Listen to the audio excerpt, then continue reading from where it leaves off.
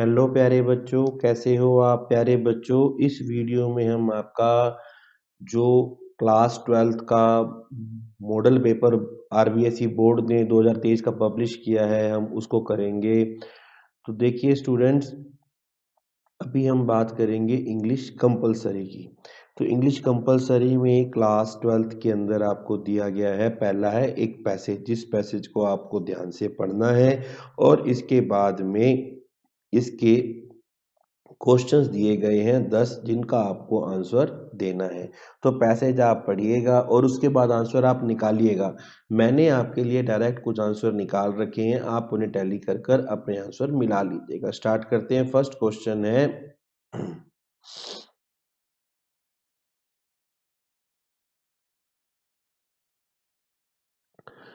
What is the third magic mantra discovered by Indian women?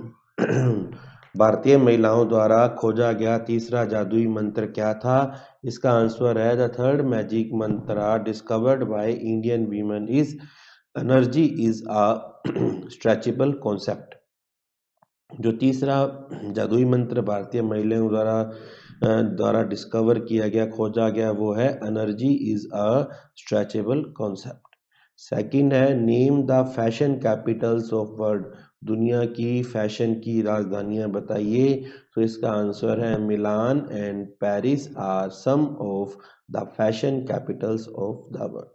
Third है when do we celebrate women's day in India. हम भारत में महिला दिवस कब मनाते हैं? तो देखिए, आपको पता है हम 8 मार्च को महिला दिवस मनाते हैं। We celebrate women's day in India on 8th March 8th।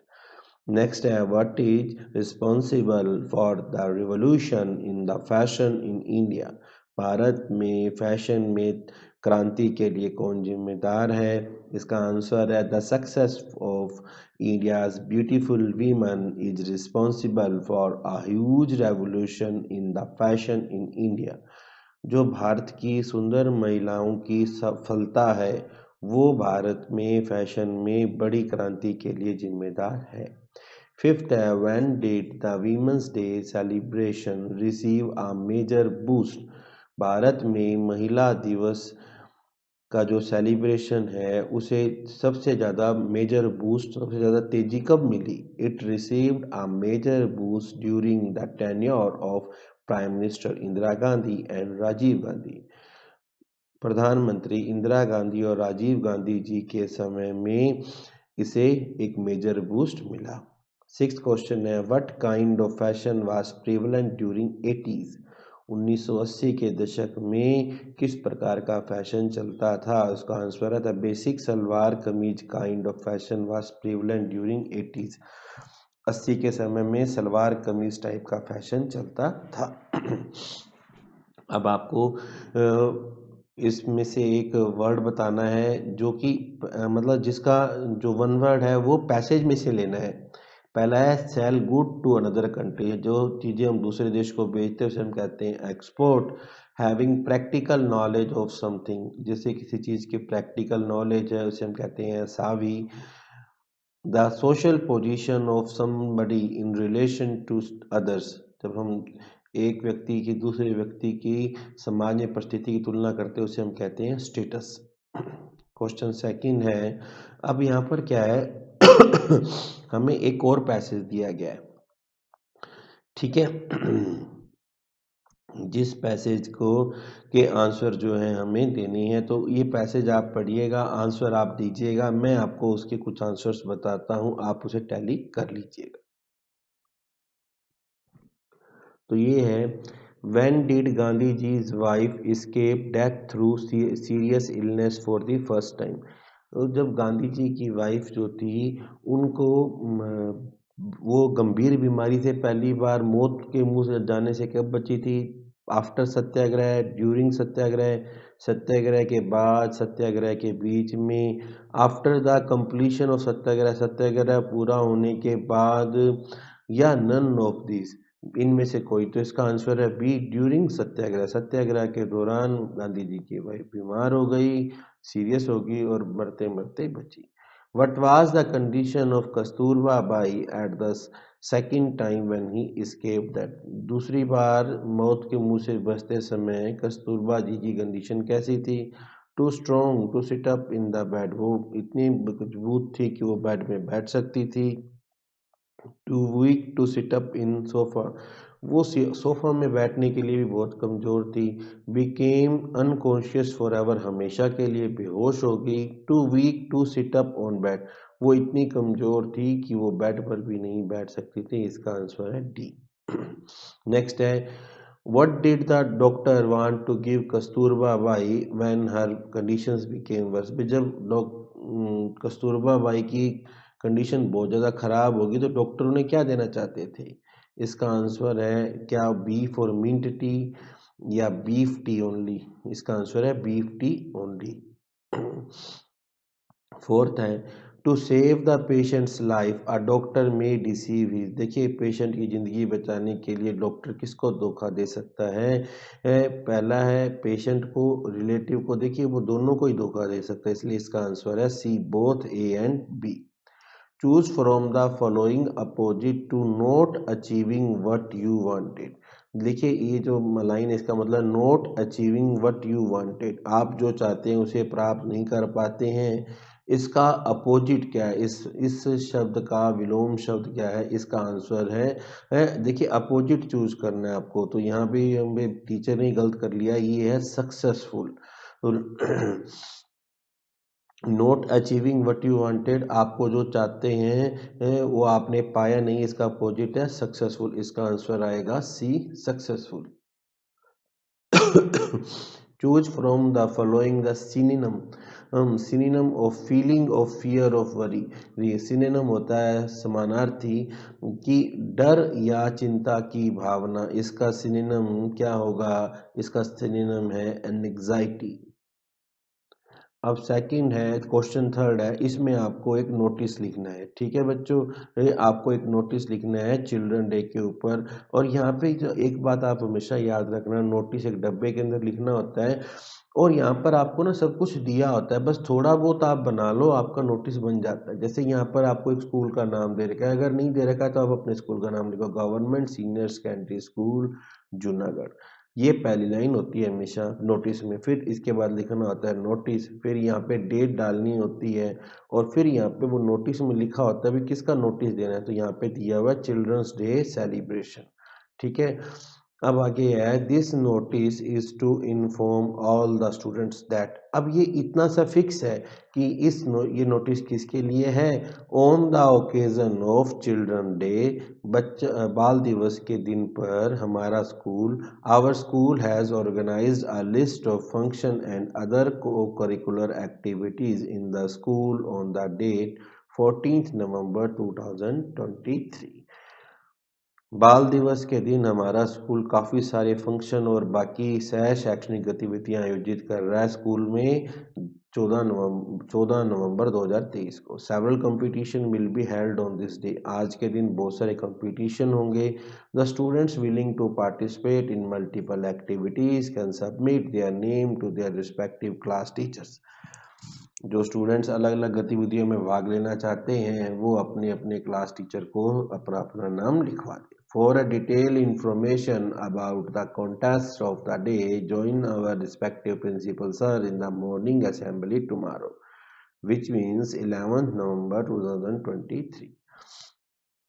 अगर आपको और ज़्यादा जानकारी लेनी है कि क्या क्या प्रोग्राम होंगे तो कल प्रिंसिपल सर जो सुबह की सभा में भाषण देंगे आप उसमें आइए, और वो भाषण कब देंगे? 11 नवंबर 2023 को। आपका नाम है अरविंद, आप क्या है? Secretary students union. अब बच्चों ये भी आपको वहाँ दे रखा है, इसमें आपको थोड़ा सा बस इतना सा ही लिखना होता है ये याद कर लेना, this notice is to inform all the student that, बाकी जो वहाँ से लिखा हुआ है लिख लो तो आप इजीली आपके मार्क्स आ जाएंगे।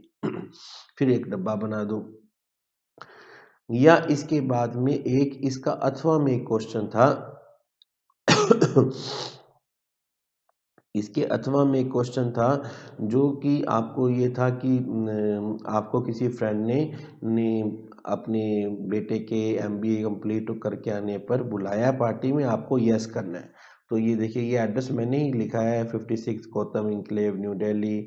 ये डेट भी मैंने लिखी है 12 नवंबर 2022, क्योंकि उन्होंने दी नहीं है। आप कोई भी एड्रेस लिख दीजिए, नहीं तो XYZ करके लिख लीजिए। ये नाम दिया उन्होंने, doctor dear mister RP Verma, thank you very much for your pleasant invitation. अब ये फिक्स लाइन है आपको, अब ये आपको, चाहे आपको हाँ करनी है ना करनी है, तब भी आपको लिखना ही लिखना है। I will join the get together at your residence on 12th November at 6 PM for celebrating Jignesh completing इन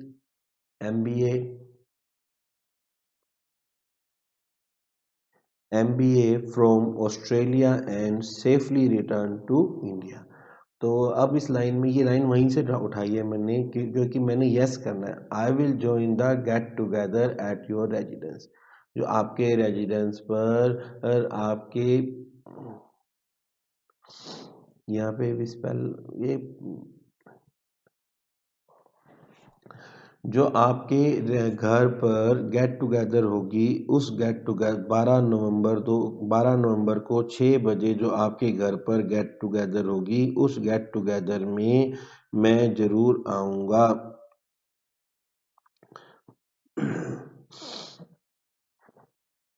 ठीक है, और क्यों आऊँगा? बिकॉज सेलिब्रेटिंग, ये स्पेल बेटा सही कर लेना, रेजिडेंस की for celebrating Jignesh completing MBA। ये लाइन पेपर में दी हुई थी कि जिग्नेश ने ऑस्ट्रेलिया से MBA पूरा कर लिया है और वो सही सलामत इंडिया वापस आ गया है। इस खुशी में आप एक पार्टी दे रहे हो, तो भैया मैं उस पार्टी में जरूर आऊँगा। With best wishes yours sincerely Santosh Garg.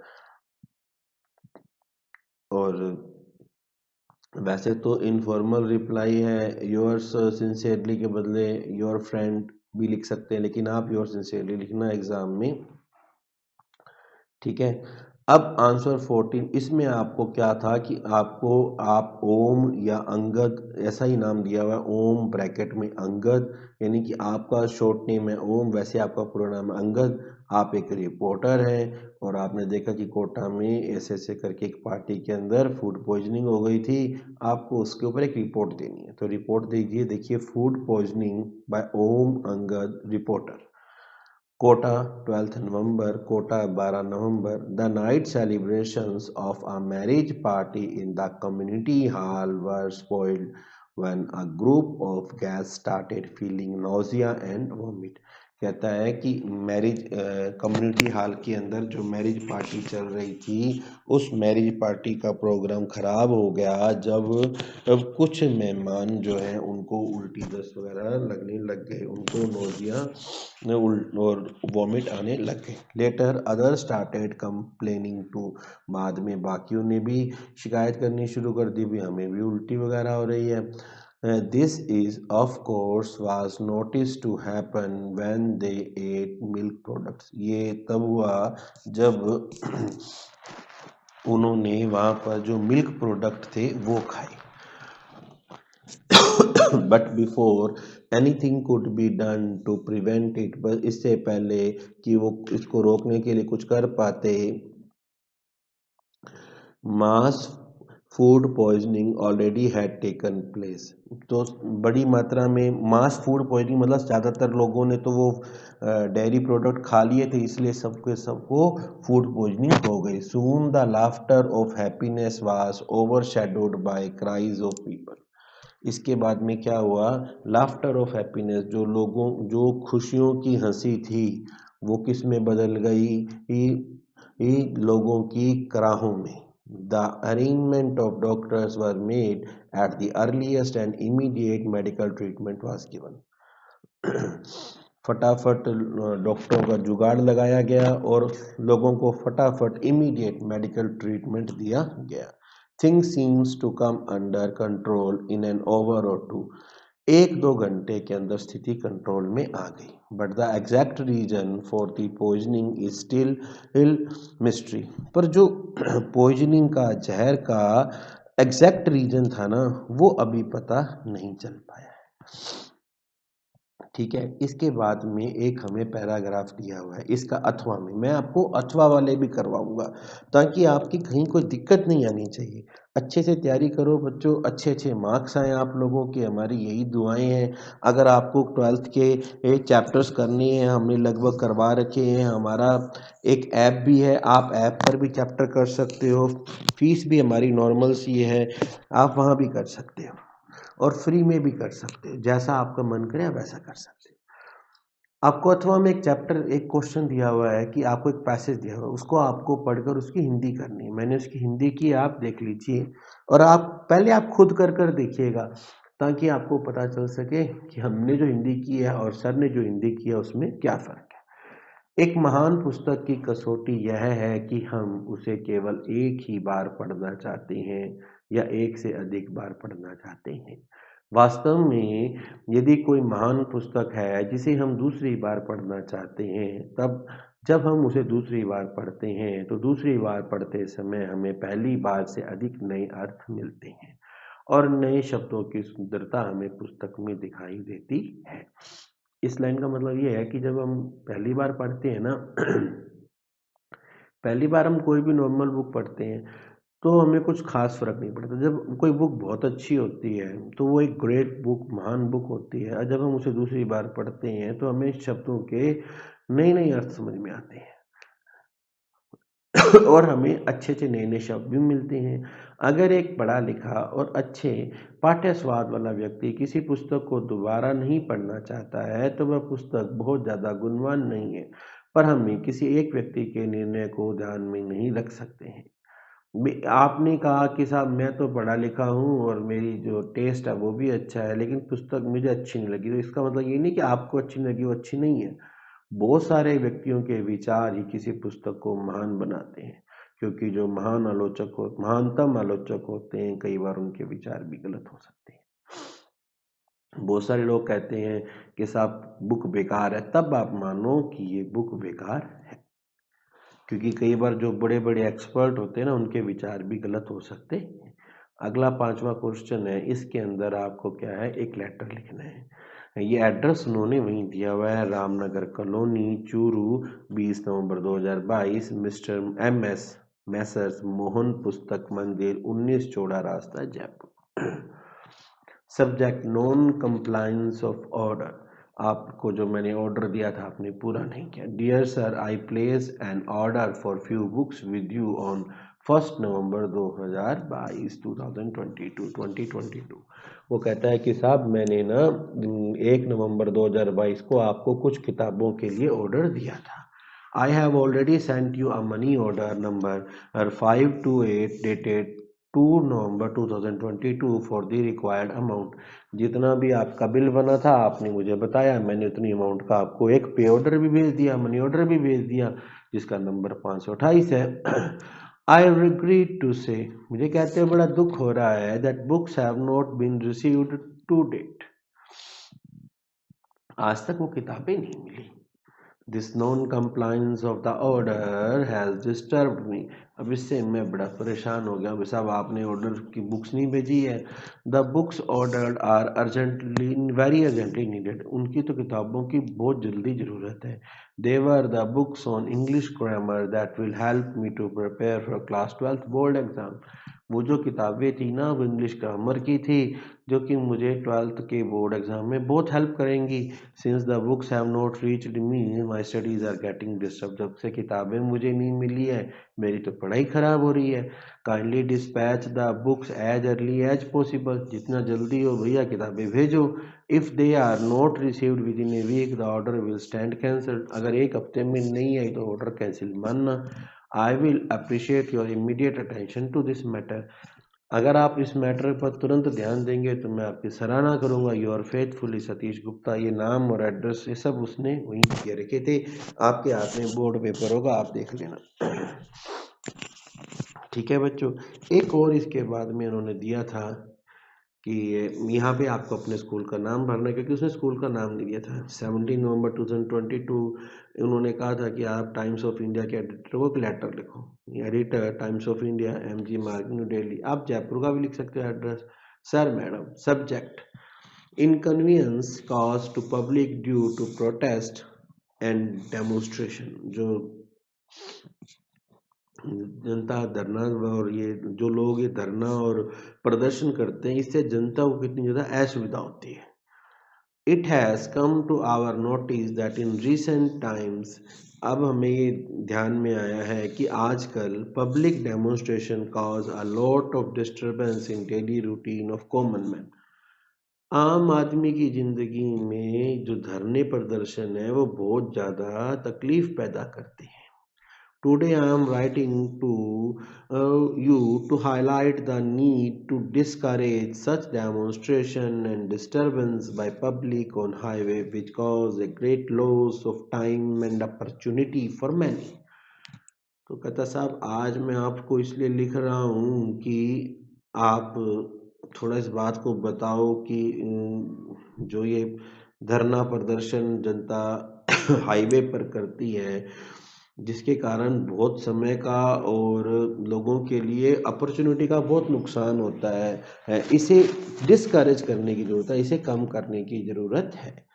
It is just last week that I had to reach my examination center, which was quite away from the city, and because some people blocked the highway।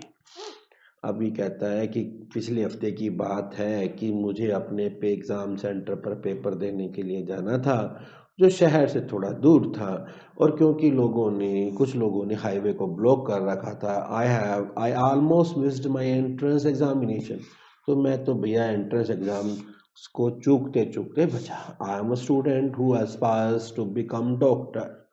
मैं एक student हूँ जो doctor बनना चाहता है। And I know how important even a minute can be for one.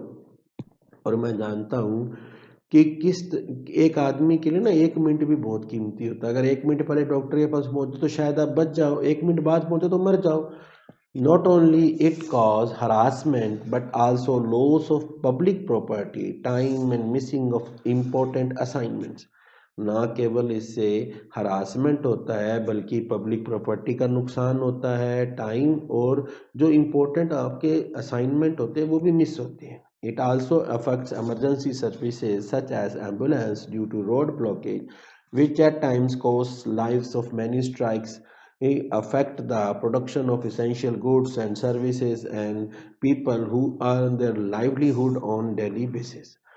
इससे emergency service, जैसे देखो अगर आप एम्बुलेंस है तो वो अगर रोड ब्लॉक है तो उसके कारण वो रुक जाएगी, जिसके कारण लोगों की ज़िंदगी पर इफ़ेक्ट पड़ेगा। ये जो है, जो एसेंशियल गुड्स जो आम, आप देखो कहीं अगर आप रास्ते में आप दूध ब्रेड ला रहे हो और आपकी गाड़ी अगर रास्ते में रुक जाए तो दूध ब्रेड ख़राब हो जाएगा, उसके प्रोडक्शन पर प्रभाव पड़ेगा। और जो लोग डेली बेस पर अपना घर चलाते हैं, दिहाड़ी मजदूरी करके घर चलाते हैं, उन लोगों की ज़िंदगी पर भी बहुत प्रभाव पड़ेगा। Due to protest and demonstration, school, colleges and universities are shut down and exams are postponed. अब इनके कारण क्या होता है कि स्कूल, कॉलेज, यूनिवर्सिटियाँ बंद हो जाती हैं, छुट्टियाँ हो जाती हैं, जिसके कारण एग्ज़ाम भी पोस्टपोन हो जाते हैं। Through the medium of your esteemed daily, आपके जो ये शानदार जाने माने डेली समाचार पत्र है, उसके माध्यम से I appeal to people and the government to join hands against protest and demonstration. मैं चाहता हूँ, मैं लोगों को और सरकार को ये प्रार्थना करता हूँ कि आप मिलकर इस प्रोटेस्ट और धरना प्रदर्शन का विरोध कीजिए। There are several other ways to showing support और against something which does not include violence and damage to public property. अपना समर्थन देने या अपना विरोध दर्शाने के और भी बहुत सारे तरीके हैं जो जिनमें वायलेंस, हिंसा या पब्लिक प्रॉपर्टी का नुकसान शामिल नहीं है। Hair bye I urge the department to take action. तो मैं सरकार को प्रार्थना करूंगा भी सरकार को एक्शन ले। Thanking you your sincerely. यहाँ पे लिखा हुआ था कि मान लीजिए आप तरुण राय या तरुणा राय हैं, तो आपने अपना नाम लिख लिया तरुण राय या तरुणा राय। इस तरह से हमारा सेक्शन भी कंप्लीट होता है। अब हम बात करते हैं सेक्शन सी की। अब इसमें क्या है, ये ग्रामर का पोर्शन था। इसमें क्या आपको कनेक्टिव्स दिए हुए थे जिनको जोड़कर वर्ड देना था। एक क्वेश्चन ये है, a girl has written this letter. लड़की ने लेटर लिखा है, यू सिलेक्टेड हर। अब इस सेंटेंस को आपको किसे जोड़ना था, whom से, तो आप ऐसे जोड़ेंगे, a girl whom you selected has written this letter। Next है we want to know we are going somewhere, अब इसको वेयर से जोड़ना था, we want to know where we are going.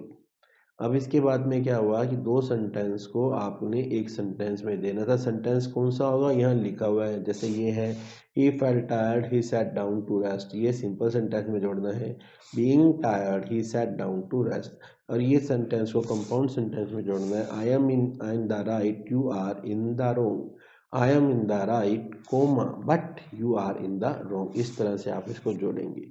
अब यहाँ पे आपको प्रीपोजिशन फिल करनी है, टू, एट और on. He is junior to me, देखिए ये जूनियर के साथ में हमेशा टू की प्रीपोजिशन आती है, ये आपको याद रखना है। He did not agree, agree के साथ में विद आता होता है, एग्री विद मी, ये फिक्स प्रपोजिशन है। The owner of the shop has turned away his to servants, ये एक तरह की फ्रेजल वर्ब है। The prisoner broke away from his guards, ये भी एक तरह की फ्रेजल वर्ब है। सेक्शन डी है, यहाँ पे आपको कुछ क्वेश्चंस के आंसर देने हैं, और ये आपको एक पैराग्राफ दे रखा होगा, जिस पैराग्राफ से आपको क्वेश्चंस के आंसर देने हैं। ये देखिए, ये आपका सेक्शन बी था, हमने कर लिया है, सेक्शन सी हमने कर लिया, सेक्शन डी में आपको पैराग्राफ दे रखा है, और उसके बाद आपको 6 क्वेश्चन के आंसर देने हैं। What does Mukesh look forward to become, Mukesh क्या बनना चाहता है, Mukesh looks forward to become a motor mechanic, वो एक मोटर मैकेनिक बनना चाहता है। Where does Mukesh live, Mukesh कहाँ रहता है, what is it famous for, वो जगह किसके लिए फेमस है, Mukesh lives in Firozabad, this town is famous for making glass bangles, वो जगह क्या है, ग्लास बैंगल्स के लिए मशहूर है। ठीक है, अब हम नेक्स्ट की बात करते हैं। What is occupation of every other family in Firozabad, Firozabad में हर घर का क्या काम है, the occupation of every other family in Firozabad is making bangles, चूड़ियाँ बनाने का काम है। Where have the family spend their generation, family उन्होंने अपनी पीढ़ियाँ कैसे गुजारी हैं, the family spend their generation in working around furnace, भट्टियों के आसपास काम कर कर, वेल्डिंग ग्लास, मेकिंग बैंगल्स, उन्होंने भट्टियों के आसपास काम कर कर कांच को पिघलाकर चूड़ियां बनाकर अपनी जिंदगी गुजारी है। Find the word from the passage which means से इम्फेटिकली, इस पैसेज में शब्द ढूंढना जिसका मतलब है जोर से कहना, इंसिस्ट, इसका आंसर आएगा insist. Find the word from passage which is oppose to breaking, breaking मतलब तोड़ना, तोड़ने का उल्टा क्या होता है, मेकिंग। इसके बाद में 10th क्वेश्चन जो हमें दे रखा है, 10th क्वेश्चन हमारा है, why do you think Gandhi ji considered the Champaran episode to be turning point in his life, आप कैसे मानते हैं कि गांधी जी ने इसको टर्निंग पॉइंट मानते थे। The Champaran episode was the first instance of the victory of civil disobedience in modern India, आधुनिक भारत में सिविल सविनय अवज्ञा की जीत का पहला उदाहरण क्या था, चंपारण एपिसोड था। This incident made the peasant aware of their rights and was a first step towards them for becoming free from fear, ये जो घटना थी उससे किसानों को अपने अधिकारों का पता चला, और ये पहला कदम था डर से मुक्ति का, डर से आज़ादी का। This episode was followed by a mass voluntary support from different section of the society, समाज के सभी वर्गों ने इसको वॉलंटरली स्वैच्छिक सहयोग दिया था। Gandhi had done a simple thing by declaring that the British had no right to order him in his own country, Gandhi ji ने तो एक ही बात कही थी कि अंग्रेजों को हमारे देश में उनको अधिकार देने का कोई अधिकार नहीं है, उनको हुक्म देने कोई अधिकार नहीं है, and this simple act had its subsequent effects, और इस घटना के आगे और प्रभाव पड़े। Therefore Gandhi may have considered the Champaran episode to be a turning point in his life, इसलिए गांधी जी ने चंपारण एपिसोड को जिंदगी का टर्निंग पॉइंट माना। अब इसके बाद में 10th क्वेश्चन का दूसरा पार्ट था, जिसमें उनसे पूछा गया तो आपको ये बताना है। In his interview Eco tells Mukund, Eco ने जो मुकुंद को इंटरव्यू दिया था, that through writing his he reach a larger audience, की राइटिंग के जरिए वो बड़ी ऑडियंस तक पहुंचते हैं। Mukul question Eco how his novel the name of rose is a very serious novel, भी आपका जो ये नोवेल है जिसका नाम है द नेम ऑफ रोज, एक सीरियस नोवेल कैसे है। तो this detective novel deals with metaphysics, theology and medieval history, ये जो एक डिटेक्टिव नोवेल है जो कि मेटाफिजिक्स, थियोलॉजी और मिडीवियल हिस्ट्री से ये डील करता है। Thus it is a very deep and difficult novel, इसलिए बड़ा डीप और डिफिकल्ट नोवेल है। Eco replies that most journalists and publishers believe that readers are in habit of reading trash material and they do not like difficult reading experience। वो कहता है कि बहुत सारे जर्नलिस्ट और जो पत्रकार हैं और प्रकाशक है वो ये मानते हैं कि रीडर जो है वो ट्रैश मटेरियल, वो घटिया चीज़ें पढ़ना चाहते हैं और वो डिफ़िकल्ट रीडिंग एक्सपीरियंस नहीं चाहते हैं। Eco tells him that the sale of this book has proved it wrong, तो इस किताब ने ये बात गलत साबित की है। Between 10 to 15 million copies of novels have been sold, 10 से 15 लाख कॉपियाँ बिक चुकी हैं। In a way it has reached only a small percentage of reader, अभी तो ये बहुत कम लोगों तक पहुंचा है। This shows that reader do not want an easy experience, लोग आसानी से कुछ बात समझ में वो नहीं चाहते हैं। The novel deals with a period of medieval history, ये तो मध्यकाल के इतिहास के एक टुकड़े को डील करता है। Mukund question that it could be reason behind it success, शायद इसलिए कामयाब हुआ है। But Eco says that a lot of book were written about the medieval history before his novel, पर मेरी किताब से पहले भी बहुत सारी किताबें लिखी जा चुकी थी। Eco says that the success of this book is a mystery for him, इस किताब का कामयाब होना तो मेरे लिए भी एक रहस्य है। Even the journalist and publisher were published puzzled at this success, यहाँ तक कि जर्नलिस्ट और पब्लिशर भी पजल थे। Perhaps it was written at the most appropriate time, शायद सही वक्त पर ये लिखा गया इसलिए कामयाब हो गया। अब 11th क्वेश्चन है जिसका जो कि है how did the author start learning swimming, author ने तैरना कैसे सीखा। डीप वाटर का क्वेश्चन है तो आंसर है the author paddled with his water wing, सबसे पहले उसने अपने वाटर विंग से पैडल मारा। He would watch other boys and try to learn swimming by imitating them, फिर उसने देखा भी और लोग क्या कर रहे हैं, उनकी नकल मारी। He did these 2 time on different days, अलग अलग जगह पर उसने अलग अलग दिन इसने 2-3 बार ऐसा किया। In this way he started learning the art of swimming, इस तरह से उसने तैरना सीखा। फिर इसका सेकंड पार्ट था where what were the option that Sophie was dreaming of, what does Jansie discourage her from having such dream, वो कौन से ऑप्शन थे जिनके सोफी सपना देख रही थी और जैंसी ने उनसे कहा बे तू ऐसे सपने मत देख। तो आपको बताना है Sophie dream of opening A boutique, पहले उसने एक बुटीक खोलने का सपना देखा, और बिकमिंग एन एक्ट्रेस, उसने एक्ट्रेस बनने का सपना देखा। फिर फैशन डिजाइनर बनने का सपना देखा। फिर उसने she thought that she would be offered the position of a manager, क्यों मुझे एक मैनेजर की नौकरी मिल जाएगी। And she would work there till the time she save enough money for her boutique, फिर वो उसने सोचा कि मैं बुटीक के लिए काफ़ी पैसे इकट्ठे कर लूँगी जब तक मैं वहाँ नौकरी करूँगी। तो यानी इसने सपने देखे बुटीक का, एक्ट्रेस का और फैशन डिज़ाइनर का और मैनेजर का। Keeping in mind their lower middle class family background, अब देखो ये बात जैंसी तो समझती थी कि उनका जो है वो lower middle class family background है। वो डस्कर सोफ़ी टू हैव सच ड्रीम, उसने कहा भी सोफ़ी ऐसे सपने मत देख। जैंसी इज़ मोर रियलिस्टिक, जैंसी ज़्यादा वास्तविकतावादी है एंड प्रैक्टिकल इन लाइफ, और वो लाइफ में प्रैक्टिकल है। And hence knows that big ambition cost heavy investment, उसको पता है कि जो बड़े बड़े सपने हैं ना उनमें बहुत कुछ लगाना पड़ता है। Something their working class status could not afford, जिसे कि उनका जो वर्किंग क्लास स्टेटस है वो अफोर्ड नहीं कर सकता है। अब इसके बाद में आपको क्या एक पैराग्राफ दिया हुआ है, and such are daffodil with the green world they live in and clear is they are themselves a cooling covert made against the hot season mid forest break। तो अब आपको क्या इसका रेफरेंस टू कॉन्टेक्स्ट देना है। तो यहाँ पे आप देखिए ये जो पहला रेफरेंस आप लिखेंगे ऐसे reference, these lines have been taken from John Keats poem a thing of beauty. ये जो लाइनें हैं ये जॉन कीट की poem a thing of beauty से ली गई हैं। कॉन्टेक्स्ट क्या है? The poet recounts the beautiful things from the world of nature. इसमें उसने जो प्रकृति के संसार की सुंदर चीज़ों को गिना है। He has already pointed out the blessing that are provided by beautiful object. उसने पहले ही बता दिया है कि सुंदर चीज़ों से हमें क्या क्या ब्लेसिंग्स मिलती हैं, क्या क्या फ़ायदे होते हैं। एक्सप्लेनेशन में देखिए, among the beautiful object of nature are the sun. देखिए कहता है कि प्रकृति की सुंदर चीज़ों में सन है, मून है एंड द ट्रीज, और इसके अलावा क्या है? पेड़ है।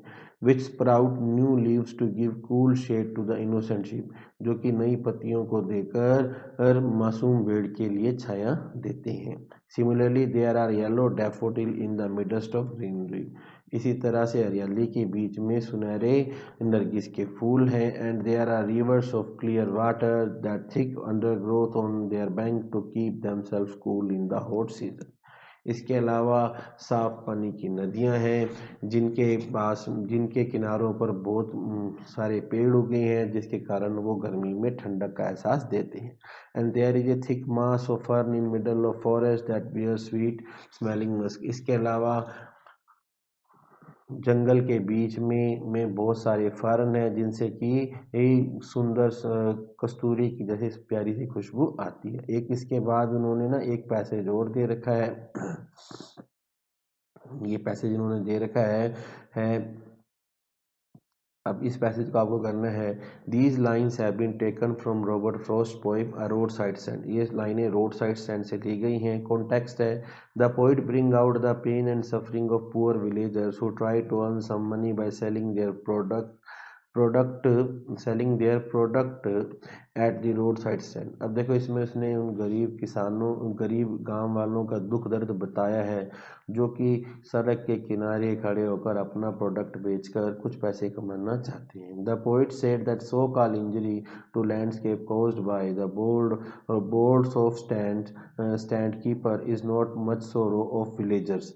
जो वो लोग जो ये कहते हैं ना कि भाई ये साइड में खड़े लोगों ने जो ये पेड़ लगाए हैं ना, इन पेड़ों के लैंडस्केप के जो इंजरी लैंडस्केप जो ना वो भद्दा दिखाई देता है।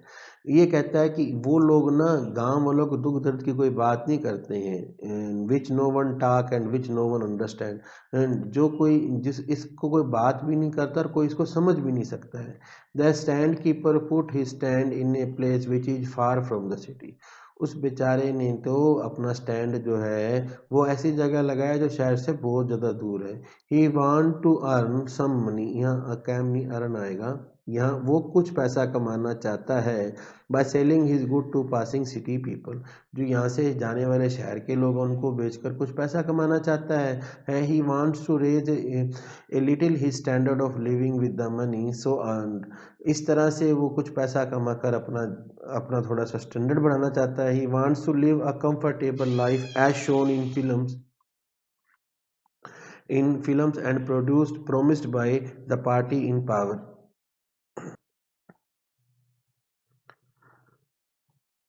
इस तरह से जैसा फिल्मों में दिखाया गया था और जैसा उस पार्टी ने वायदा किया था वो वैसी लाइफ को जीना चाहता है। Thus he want to improve his financial condition, इसलिए वो अपनी फाइनेंशियल कंडीशन को सुधारना चाहता है। फिर क्वेश्चन नंबर 13 है। तो अब स्टूडेंट्स बाकी का जो वीडियो है हम वो बाकी के जो क्वेश्चन है वो नेक्स्ट वीडियो में करेंगे। Thank you, have a good day.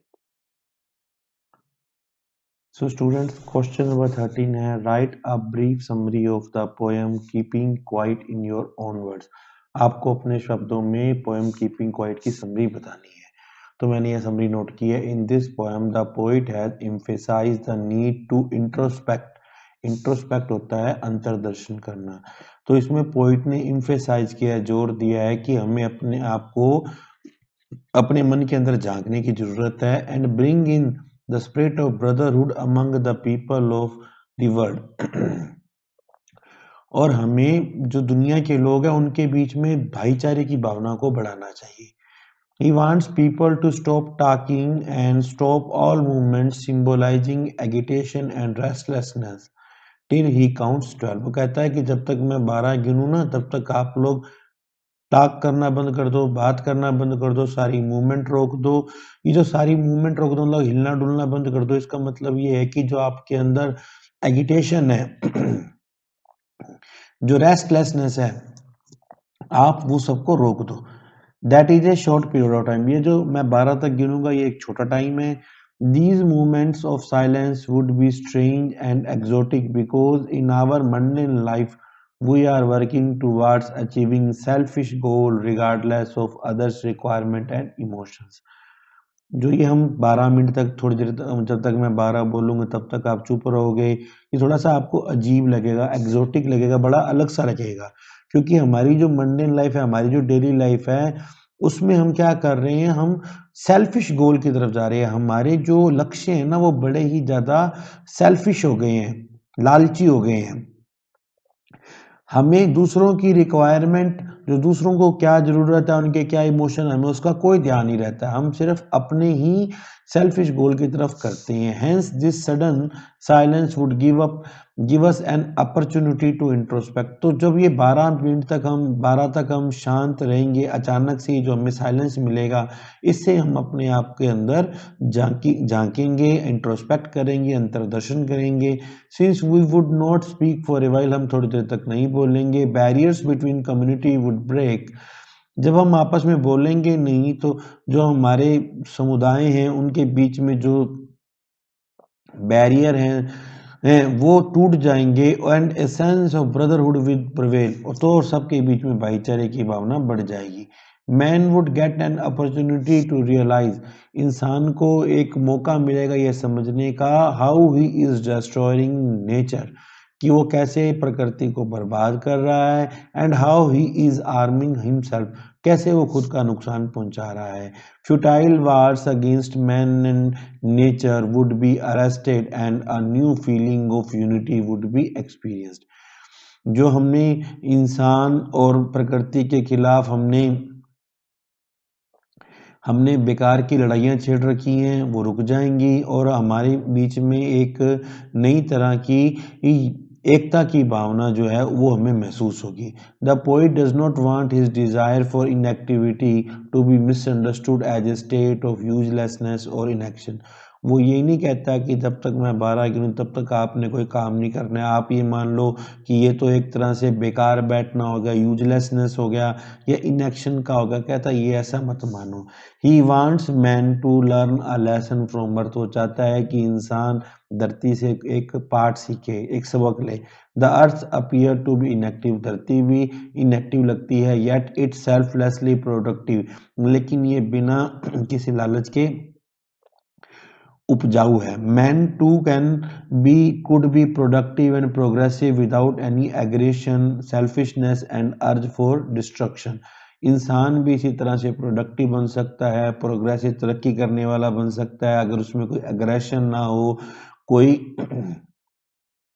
बढ़ चढ़कर हमला करने की भावना ना हो, सेल्फिशनेस लालच ना हो और डिस्ट्रक्शन उसके अंदर नष्ट करने की भावना ना हो, तो इंसान भी बिना कोई काम किए हुए बिना रुके हुए इनएक्टिव से भी बहुत अच्छा काम कर सकता है। इसी का सेकंड ऑप्शन में दे रखा था, एक ऑप्शन 13 है, इसका ऑप्शन बी है वो भी मैं करवा रहा हूँ। The poem Aunt Jennifer's tiger portray male tyranny in our society, explain this. ये जो आंट जेनिफर के टाइगर पोएम है ये मेल टायरनी को दर्शाती है, आपको ये बताना है। द सेंट्रल आइडिया क्या है? Aunt Jennifer was oppressed by her husband. Aunt Jennifer को उसका हस्बैंड दबाता था। She was not free to do what she wanted, जो भी करना चाहती थी वो कर नहीं सकती थी। She was tormented by her husband as symbolized by her trembling fingers. वो अपने हस्बैंड से बहुत ज़्यादा टॉर्मेंट थी, डरी हुई थी, जो कि उसकी कांपती हुई उंगलियों से हमें पता चलता है। The weight of the wedding band show the burden of her marriage and her dominating husband. जो वेडिंग बैंड उसके जो कड़े पहने हुए थे उनका जो वजन है वो ये बताता है, वो ये दिखाता है कि उसकी शादी और उसका जो हस्बैंड डोमिनेट करता था, उसके ऊपर हावी रहता था, वो उसका कितना बर्डन है। It is clear that Aunt Jennifer is completely under the control of her husband. पक्का दिखाई देता है कि आंट जेनिफर अपने हस्बैंड के कंट्रोल में है, and he did not treat her well, और वो उसका अच्छे से ट्रीट नहीं करता है। This is what prompts her to create tigers who are brave and fierce and can roam around without fearing men। इसी से कारण वो ऐसे चीते बनाती है, ऐसे चीतों को बनाती है जो कि बहादुर हैं, खूंखार हैं और बिना किसी डर, आदमी के डर के वो घूम सकते हैं। नेक्स्ट है question 14, why are the spring trees described as sprinting. ये जो यंग पेड़ है उसे स्प्रिंटिंग करता हुआ क्यों दिखाया गया है? तो देखिए, ये जो पोएम है माई मदर एट 66, वहाँ की लाइन है। The poet is driving to Cochin airport. Poet जो है वो कोचीन एयरपोर्ट की तरफ जा रही है। व्हेन शी लुक्स आउटसाइड, जब वो बाहर देखती है, young tree seem to be walking past them. तो ऐसे लगता है कि पेड़ उसको, छोटे छोटे पेड़ हैं, उसको पास करते हुए जा रहे हैं। With the speed of car they seem to be running fast और स्प्रिंटिंग।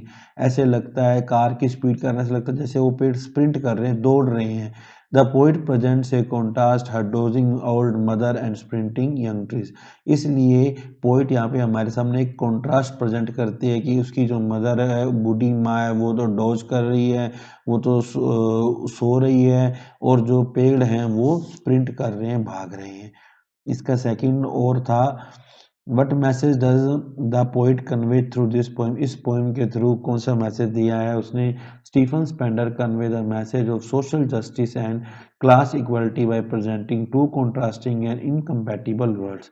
स्टीफन स्पेंडर ने जो सोशल जस्टिस, सामाजिक न्याय और क्लास इक्वालिटी का, जो लोगों के बीच में एक समानता की भावना हो, उसका मैसेज इसने हमें दिया। हमारे सामने उसने दो कॉन्ट्रास्ट करने वाले, विरोधाभासी, इनकम्पैटिबल संसार दिखाए हैं।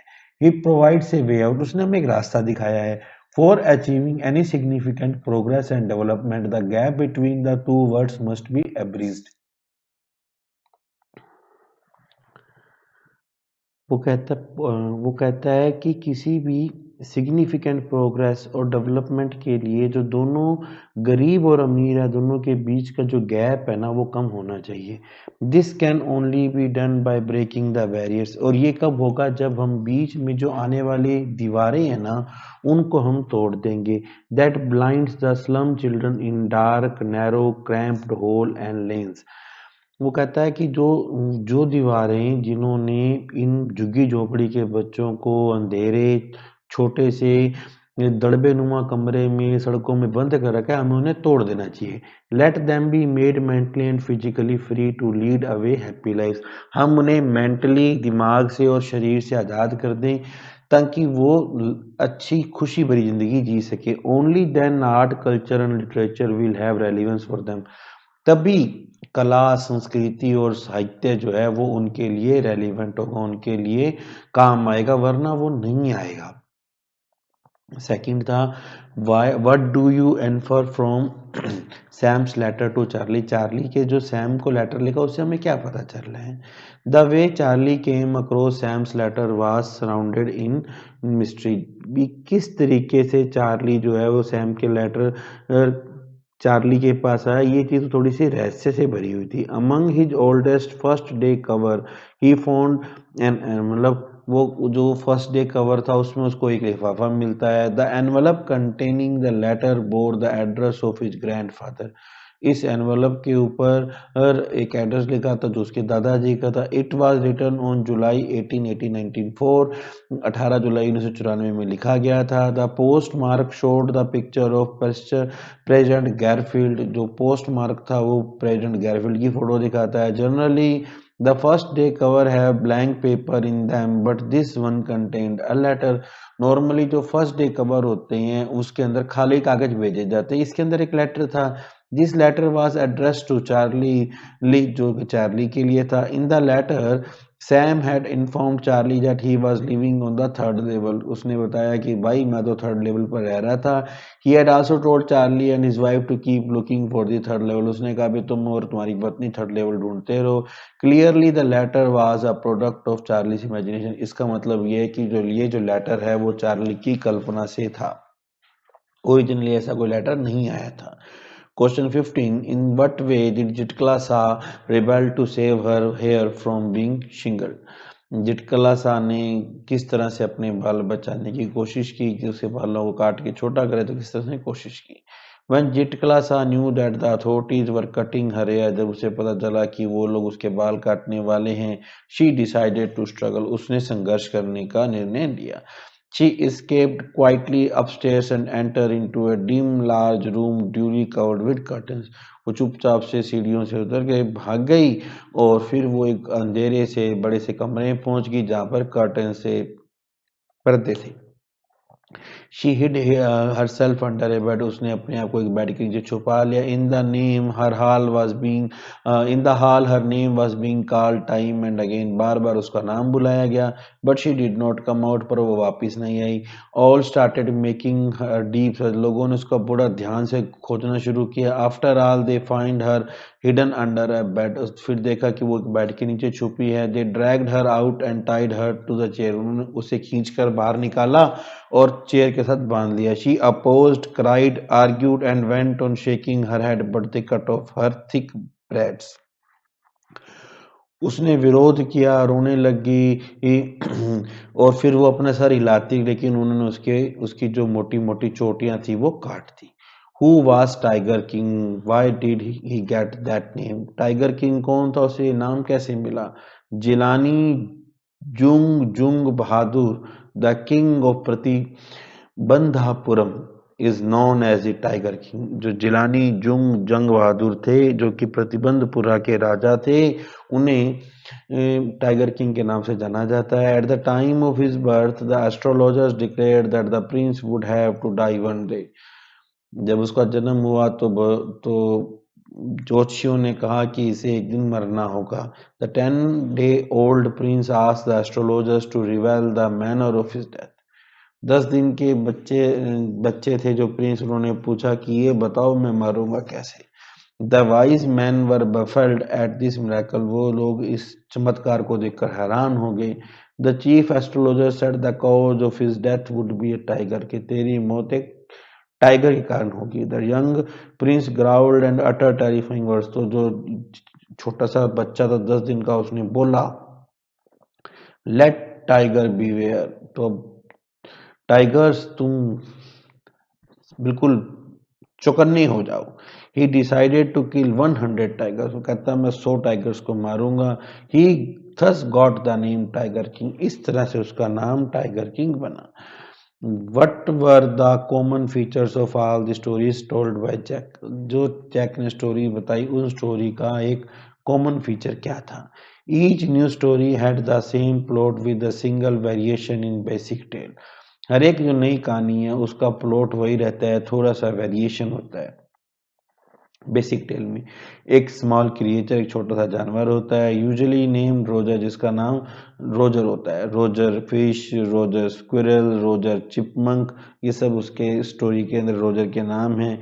हैड सम प्रॉब्लम, उसे कोई प्रॉब्लम होती है। And went with it to wise old owl, और वो इस प्रॉब्लम के सॉल्यूशन के लिए बूढ़े उल्लू के पास जाता है। The owl would tell him to go to wizard who would perform a magic spell that solved the problem. तो आउल उसे कहेगा कि तुम जाओ एक जादूगर के पास जाओ जो कि कोई जादू से एक मैजिक स्पेल करेगा, तो जिससे तुम्हारा जो प्रॉब्लम सॉल्व हो जाएगा। Demanding A payment in number of pennies greater than the number that Roger creature है। और वो हमेशा पेमेंट जो है वो पेनी के अंदर मांगेगा, जो और वो पेनी हमेशा जितनी पेनी रोजर के पास है उससे ज्यादा होंगी। But in the same breath he would direct the animal to a place where the extra pennies could be found. फिर वो बताएगा कि तुम उस तरफ जाओ, वहां पे तुम्हें वो जो पेनी है वो मिल जाएंगी। That would Roger make so happy he would play many games with other creatures and go home to her mother just in time to hear the train whistle that brought his daddy home from bus. इससे Roger इतना खुश हो जाता है कि वो अपने दोस्त और जानवरों के साथ काफ़ी गेम खेलता है और फिर अपनी मम्मी के पास जाता है ताकि वो उस ट्रेन की सीटी को आते हुए सुन सके जो ट्रेन उसके पापा को बोस्टन से घर लाती है।